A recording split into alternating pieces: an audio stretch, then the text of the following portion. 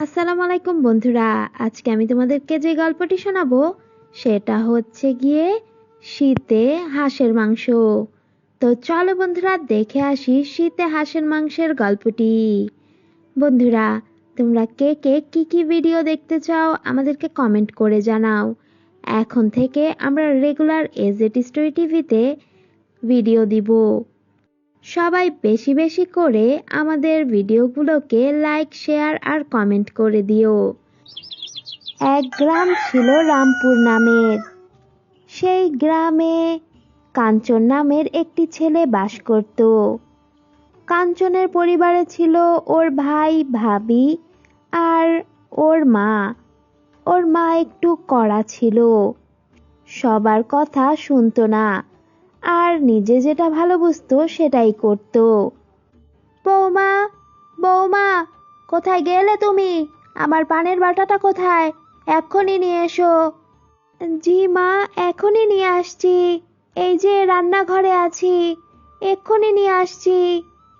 তারপরে বড় বউ পানের বাটাটা নিয়ে গেল কাঞ্চনের মায়ের কাছে। পানগুলো দিয়ে সবসময় আমার কাছে কাছে রাখতে পারো না দেখছি। সবসময় বলে বলে বলতে হয় তোমাকে সব কাজ। যাও যাও, হয়েছে, এখন যে রান্না বসাও। আর জানো তো আজকে কি রান্না করতে হবে? হ্যাঁ হ্যাঁ মা, জানি। আমি সব রান্না করে নিব, আপনি চিন্তা করবেন না। চিন্তা আর কিভাবে না করি? বাড়ি থেকে যাচ্ছি ছোট বউ দেখতে। কাঞ্চনের বউ, একটা ভালো বউই নিয়ে আসবো। হ্যাঁ মা, আমিও চাই। আমি আমার দেবরের বউ ভালো হোক, সুন্দর হোক আর সব কাজ পারুক, আমাকে সাহায্য করবে। তা তো করবেই। তুমি যেই ভুল করো, দেখি ছোটটাকে বেশ ভালো করে নিয়ে আসতে হবে। না হলে তো দুই বউ যদি বলদ হও, আমার তো অবস্থাই খারাপ হবে। কাঞ্চনের মা সবসময় এরকম কড়া কড়া কথাই বলতো। দুই ছেলে ওনার সামনে কিছুই বলতে পারতো না। সবাই বাড়ির ওনাকে অনেক ভয় পেত। বৌমা, আমি যাচ্ছি তোমার কাকির সাথে মেয়ে দেখতে। ঠিক আছে মা। এরপরে উনি গেল নীলিমাদের বাড়ি পাশের গ্রামে। আমার মেয়ে আসছে, আপনাদের জন্য চা নাস্তা নিয়ে আসছে, আপনারা বসুন। কই গো নীলিমার মা, ডাক দাও নীলিমাকে, আসতে বলো, ওনারা তো অপেক্ষা করছে। হ্যাঁ, আমি এখনই যাচ্ছি, যে আমি নীলিমাকে নিয়ে আসছি। তারপর ওর মা ঘরের ভিতরে গেল। নীলিমা, চল, তোকে দেখতে লোকজন চলে এসেছে। চল চল, চা নাস্তা নিয়ে চল ওনাদের সামনে, যে দিয়ে দিস খাবার। ঠিক আছে মা, চলো। এরপর নীলিমা সবার সামনে গেল। তারপরে ওনাদেরকে চা নাস্তা খেতে দিল। তো মেয়ের চুল দেখি খুবই তো সুন্দর, হাত পাও দেখছি সুন্দরী আছে। ঠিক আছে, তাহলে পাকা কথাটা বলে ফেলি, মেয়ে আমার পছন্দ হয়ে গেছে বাপু। আর এই সব কিছু মেয়েই তো রান্না করেছে, তাই না? হ্যাঁ হ্যাঁ, আমার মেয়ে অনেক রান্না জানে। সেটা নিয়ে আপনারা চিন্তা করবেন না। আমার মেয়ে ঘর গুছানো, কাপড় ধোয়া, বাসন মাজা, রান্না করা, সব কাজ জানে। কোনো কাজই আপনাকে করতে হবে না। আমি এমনিও বাপু কোনো কাজই করি না। আমার বাড়িতে বড় বউ আছে, ও যাবে, দুই বউ একসাথে কাজ করবে। এটাই তো বউদের কাজ, তাই না? হা হা হা, হ্যাঁ হ্যাঁ, ঠিকই বলেছেন। এটাই তো সবাই করে। ঠিক আছে, তাহলে পাকা কথাটা বলে ফেলি। তো দেখেন, সামনে তো শীত চলে আসছে। শীতের আগে আগেই আমি বিয়েটা করিয়ে ফেলতে চাই। শীত আমার আবার বেশি ভালো লাগে না। আচ্ছা ঠিক আছে, সেটা সমস্যা নেই। তাহলে সেই তারিখেই হবে বিয়ে। ঠিক আছে, তাহলে এই কথাই রইলো। এরপরে কাঞ্চনের মা ওখান থেকে চলে গেল। মা, উনি কিরকম করে আমাকে দেখলো? আরে এইভাবে করেই দেখে, গ্রামের মানুষ আমরা, আমাদের এভাবে করেই মেয়ে দেখে। তুই তো জানিসই সব। না মা, আসলে, আচ্ছা ঠিক আছে। কিছুদিন পর কাঞ্চনের বিয়ে হয়ে গেল। তারপরে বিয়ে করে নীলিমাকে বাড়িতে নিয়ে আসলো। আমার দেবরের বউ দেখতে কি সুন্দর, বুঝতে হবে তো, আমি দেখে নিয়ে এসেছি। আমি তোমাকেও যেরকম সুন্দরী নিয়ে এসেছি, ওকেও সুন্দরী নিয়ে এসেছি। তোমরা দুইজনই খুব সুন্দরী। শাশুড়ি মা কড়া হলেও দুই বউকে পছন্দই করত। পরদিন সকাল হলো, নীলিমা রান্নাঘরে গেল। বৌদি, আমি করে দিচ্ছি। হ্যাঁ হ্যাঁ, তুমি তো করবেই। আমি চাটা করে তাড়াতাড়ি মাকে দিয়ে আসি। তুমি পান বানাতে পারো? হ্যাঁ বৌদি, আমি পান বানাতে পারি। তাহলে তুমি পানটা বানিয়ে ফেলো, আমি চা সবাইকে দিয়ে আসছি। চা মুড়ি খাবে সকালে সবাই। আচ্ছা ঠিক আছে। এরপরে নীলিমা পান বানালো, আর এদিকে বড় বউ সবার জন্য চা মুড়ি নিয়ে গেল। তারপরে নীলিমা ওর প্রথম রান্নাঘরে রান্না করলো, তারপরে সবাইকে খেতে দিল। সবার খাবার অনেক পছন্দ হলো।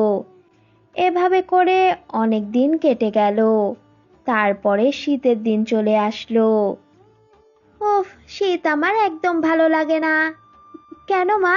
শীতের দিন তো খুব ভালো লাগে আমার। আমার শীত খুব পছন্দ। কিন্তু ছোট, মা তো শীত একদম পছন্দ করে না। মা শীতে একদম শীত সহ্যই করতে পারে না। কি বলছো কি বৌদি? এটা হাসির কি হলো? এত হাসছো কেন? এসে আমার পাটা টেপো। তারপরে দুই বউই চুপ হয়ে গেল। এরপর কিছুদিন পরে নীলিমা আর বড় বউ বাজারে গেল। বৌদি, ওই যে দেখো হাঁস। হাঁসের মাংস কতদিন হয়েছে খাই না। কিন্তু আমাদের বাড়িতে তো হাঁস রান্না হয় না, কারণ মা হাঁস একদমই পছন্দ করে না। মা হাঁসের গন্ধই সহ্য করতে পারে না। কি বলছো দিদি? তাহলে এইবার শীতে কি আর আমাদের হাঁস খাওয়া হবে না? আমি তো কত শীত চলে গেছে হাঁস খাই না। বাপের বাড়ি গেলে খাই, এছাড়া এই বাড়িতে আর হাঁস টাস রান্না হয় না।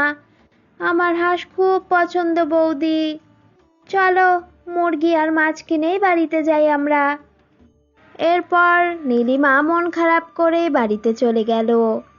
শুনছো, ছোটর না হাঁস খেতে খুব ইচ্ছে করছে। ওর হাঁস খুব পছন্দ।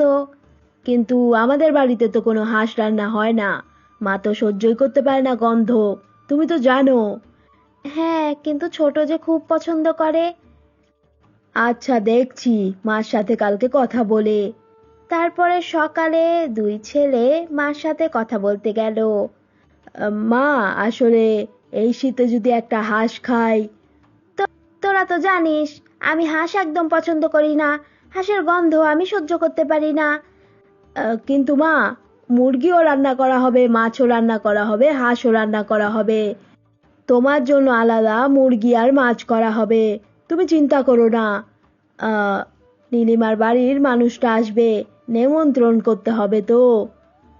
নীলিমার ওই দিন জন্মদিন। আচ্ছা ঠিক আছে, তোরা যেটা ভালো মনে করিস, কিন্তু হাঁসের মাংস আমার সামনেও আনবি না। ঠিক আছে মা, তুমি চিন্তা করো না। তারপরে নীলিমার জন্মদিনের দিন চলে আসলো। এরপরে নীলিমার বাপের বাড়ির লোকরাও আসলো। নীলিমা অনেক মজা করে মুরগি আর হাঁস রান্না করলো। তারপরে সবার সামনে খাবার দিল। বৌমা, আমাকে কিন্তু মুরগির মাংসই দিবে, হাঁসের মাংস আবার দিয়ে দিও না।